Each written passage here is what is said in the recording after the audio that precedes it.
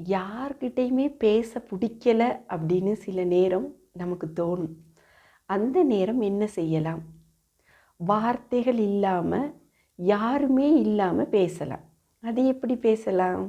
அதுதான் உங்களோட நீங்கள் பேசுகிறது.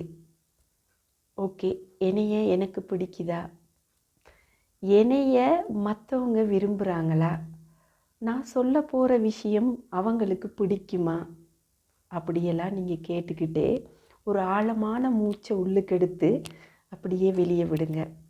அது உங்களுக்கு பெரிய ரிலீஃபாக இருக்கும்.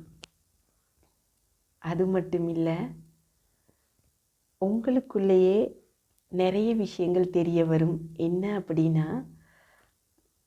நான் பேச ஆசைப்படுறேன், அதுக்கான இடம் ஓகேவா, அந்த நபர் ஓகேவா அப்படின்னு உங்களுக்குள்ளேயே ஒரு விடை கிடைக்கும்.